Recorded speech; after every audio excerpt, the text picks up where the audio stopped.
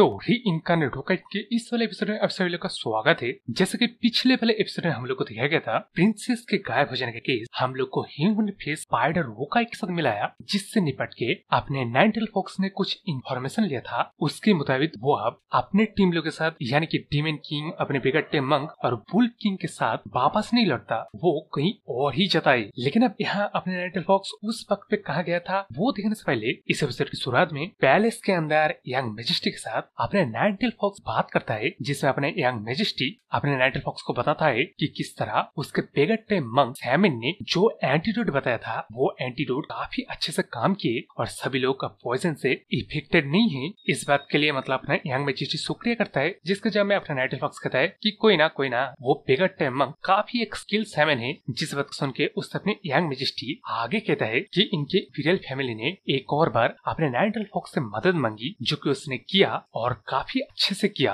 न बल्कि उसके इकलौता सिस्टर की जान बचाई, बल्कि बहुत सारे लोगों की सिस्टर वाइफ्स की भी जान बचाई। इसके लिए वो शुक्रगुजार तो है, लेकिन वो बड़ी भी फील कर रहा है, क्योंकि इस वाले कांड में एक वोकाई इन्वॉल्व था, जिसके वजह उसने बस एक एंशिएंट किताब में पढ़ा ही था। लेकिन अब इस बात सुन के अपने नाइनटेल फॉक्स कहता है कि यंग मैजेस्टी वोकाई अभी भी एग्जिस्ट करते हैं, लेकिन अब क्या है कि वो लोग ह्यूमन रैम में ज्यादा नहीं आते, इसलिए ह्यूमंस के कुछ जनरेशन पास हो जाने के बाद वो अब वोकाई एक एंशिएंट चीज हो गया है। लेकिन यंग मैजेस्टी, आपको इस बारे में ज्यादा फिक्र करने की जरूरत नहीं है, क्योंकि मैं ऑलरेडी मन बना चुका हूँ कि मैं इस बारे में विस्तार से छानबीन करूँ। जिस बात सुनकर अपने यंग मैजेस्टी कहता है कि अगर आप कह रहे हैं तो मैं इस बारे में चिंता नहीं करूंगा, और अगर आपको इस बारे में कोई असिस्टेंट चाहिए होगा तब मैं वो चीज ग्लैडली करने के लिए तैयार हूँ। तो आप इस बात को सुन के उससे अपना नाइनटेल फॉक्स एक रिक्वेस्ट करता है, जो कि वो मास्टर क्राफ्ट्समैन से मिलना चाहता है, जिसका नाम पहले भी कई बार आया है, जीहू याजा या जीहू आहा,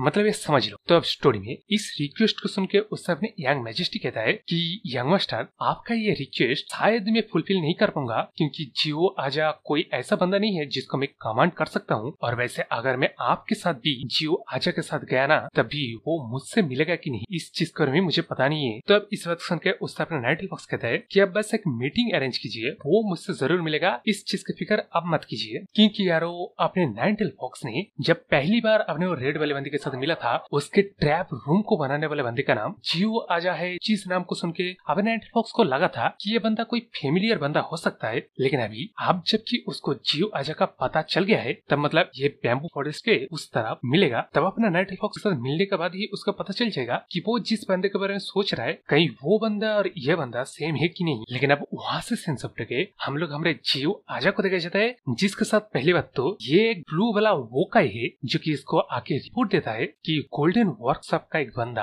आपके साथ मिलने के लिए एक बंदे को भेजा है, जो कि अपना नाइनटेल फॉक्स है। जिस बात सुन के जब हम लोग को रिप्लाई देते हुए अपने जीहू आजा को देखा जाता है, तभी अपने ये जीहू आजा ना एक योकाई है यार, जो कि अपने ब्लू वाले सर्वेंट को बताता है कि यार तेरे को मैंने बोला ना, जो भी आए उसको रिप्यूज कर देने का, तूने अच्छे से रिप्यूज कर दिया था ना। जिसका जवाब अपना वो ब्लू वाला सर्वेंट ठीक से दे पाता उससे पहले ही अपने नाइनटेल फॉक्स ने आके इस जीहू आजा के दरवाजे पे नॉक कर देता है। जिस चीज से सुन के अपने जीहू आजा उस ब्लू वाले सर्वेंट के ऊपर गुस्सा करते हुए कहता है कि देखा, तू अगर इस तरह हाफ हैजर्डली किसी को मना करेगा, तब बेवकूफी की तरह वो लोग मुंह उठा के दरवाजे पे आएंगे ही। लेकिन अब इस बात सुन के उस अपने ब्लू वाला सर्वेंट कहता है कि मास्टर, मैंने कई सारे फॉर्मेशन वगैरह लगाया था, इसके बावजूद भी बंदा यहाँ कैसे आया मुझे पता नहीं है। लेकिन अब इस बात सुन के उस तरफ अपने जीहू आजा और भी गुस्से में आके दरवाजे को खोल के धमकी देने लगता है कि अबे कौन है बे जो मेरे दरवाजे पे नॉक कर रहा है, तेरे को मन्ना है क्या? लेकिन पूरी तरह से बाहर निकलने के बाद जब उसका नजर उसके ही बनाए हुए तलवार के ऊपर पड़ता है, जिसके बारे में उसने इससे पहले सुना था कि उसका बनाया हुआ तलवार का ओनर रिसेंटली चेंज हुआ है, और ये भी मतलब इस बंदे को पता है कि अपने शाइनिंग स्वॉर्ड के पास उसके स्वॉर्ड है। तो अब यहाँ अपने जीहू आजा ये बात अपने मन में सोच रहा था, लेकिन बाहर जब अपना नाइनटेल फॉक्स इसके चेहरे को देखता है, तब वो अचानक से इधर उधर खुश होते कहता है कि आहा, मुझे लगा ही था, तेरा फेस देख के अब मुझे पूरी तरह से याद आ गया है। जिस बात को सुनकर उस तरफ अपने जीहू आजा को तो कुछ समझ में नहीं आता, लेकिन इस तरफ जब अपना नाइनटेल फॉक्स से बताता है कि मुझे याद है तेरा बनाया है तलवार तूने मुझे जब ऑफर किया था,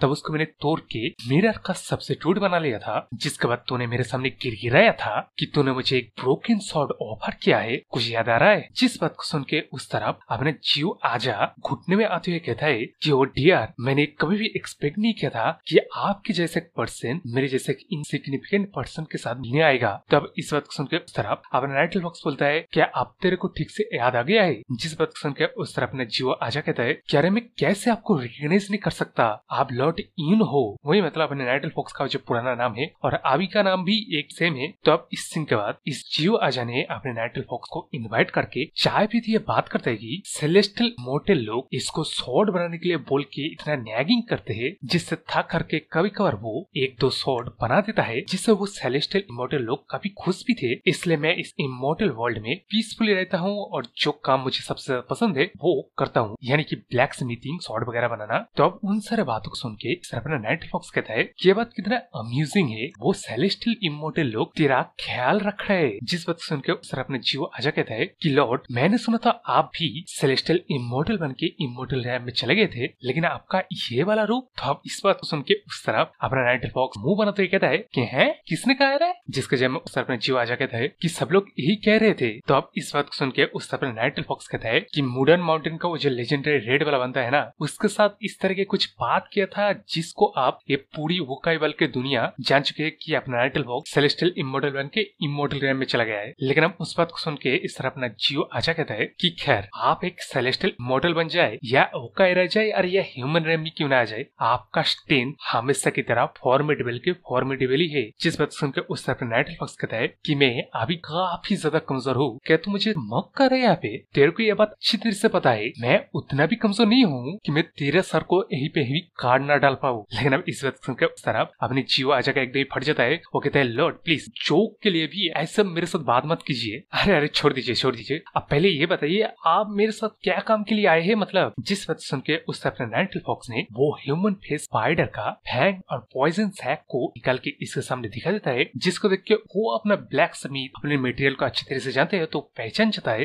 कि मटेरियल इवन कितने इयर्स पुराना है। जिस चीज को देख के उस तरह नाइटल फॉक्स ने इसको एक वो का स्वॉर्ड बनाने के लिए बोला, जिसका रीजन पूछने में अपना नाइटल फॉक्स कहता है कि कुछ दिनों पहले इसको वो ह्यूमंस पे स्पाइडर मिला जिसका ये फैंग और पॉइजन सैक है। तो उससे मिलने के बाद मुझे अंदाजा लगा कि इस ह्यूमन वर्ल्ड में एक दो नहीं बल्कि कई सारे वो काय ऐसे ही बस छुपा हुआ है, किसी को पता ही नहीं है। जिस बात को सुन के उस तरफ अपनी जियो आजा का फट जाता है। वो कहता है कि मुझे यहाँ परमिशन मिला है रहने के लिए। जिस बात को सुन के उस तरफ नाइटल फॉक्स कहता है कि अरे हाँ बाबा हाँ, मैं तो बस किसी बेहद ही ताकतवर वोकाई के लिए पहले से तैयार रहना चाह रहा हूँ। जिस बात सुनकर उस तरफ ने जियो आजा कहता है कि हाँ ये बात सही है, आपके पास जो शॉट है वो शॉट वोकाई को मारने के लिए बनाया नहीं गया था। अच्छा मुझे एक वीक का टाइम दीजिए, मैं आपके लिए मेरे फाइनेस्ट वर्क करके दिखाऊंगा, आप शेयरली उससे देख खुश जरूर हो जाएंगे। लेकिन अब इस बात सुनकर उस तरफ नाइटल फॉक्स मुंह बनाते हुए कहता है कि मुझे क्या पता है, तू जो बना के देगा उसको मैं इस्तेमाल करूंगा बस। तो एक बात तो है, वो लेजी डिवाइन बीइंग कुछ काम वगैरह नहीं करते, लेकिन जंग हो का क्या हुआ,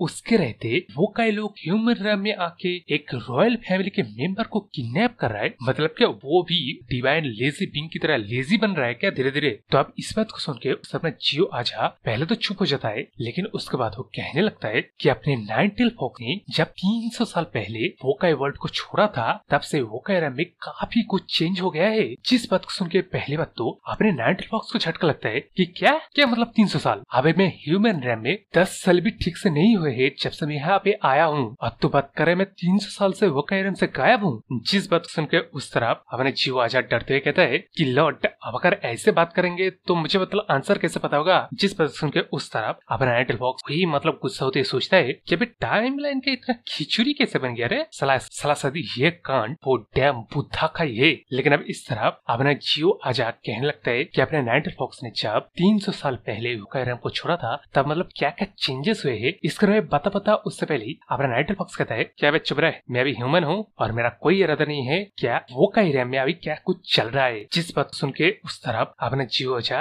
एकदम ही चुप हो जाता है, जिसके बाद वहां से सेंस ऑफ के अपना नाइटल फॉक्स इस जियो आजा को अलविदा कह देता है, जिसको भी वो एकदम ही झुक के फुल्ली रिस्पेक्ट करते हुए अलविदा कहता है। जिस चीज को देख के उस तरफ अपने ब्लू वाला वोकाई अपने मास्टर से पूछता है कि मैंने सुना था मार्शल आर्ट वर्ल्ड में उस बंदे को शाइनिंग स्वॉर्ड कहा जाता है, लेकिन फिर भी वो व्यक्ति बस एक ह्यूमन है, आप इतना रिस्पेक्ट दिखा रहे, अपने सर को झुका रहे, बाव कर रहे, इसका क्या मतलब हुआ मास्टर। जिस बात को सुन के उस तरफ अपने जियो आजा कहने लगता है the myth, the legend, the child, the God, जिसके बारे में अभी मैं तेरे को बताने जा रहा हूँ ना, उसको इन सारे बातों से ठीक से संबोधित भी नहीं किया जा सकता है। तो अपने मुंह और शब्दों को सारा ध्यान से चुन, क्योंकि वो पर्सन वोकाई वर्ल्ड का रूलर था तब तूने भी जन्म भी नहीं लिया था, उसका इतना ताकत, इतना खौफ था जिससे ग्रेट वोकाई भी उनके सामने कुत्ते की तरह एक शब्द के इशारे पे नाचते थे। अरे वो अपना नाइनटेल फॉक्स है जिनके सामने सेलेस्टियल इमोर्टल लोग भी घुटने टेक देते थे। जिस बात को सुन के अब उस तरफ अपने इस ब्लू वाले वोकाई की एक तय फट जाता है क्योंकि उसे अच्छी तरह से पता है कि अपना नाइनटेल फॉक्स योकाई रैम का रूलर हुआ करता था, उसका नाम क्या है और उसने क्या किया था पास्ट में, मतलब वो मैसेकर। लेकिन अब इस तरफ अपना जियो आजा इस ब्लू वाले वोकाई को बोल देता है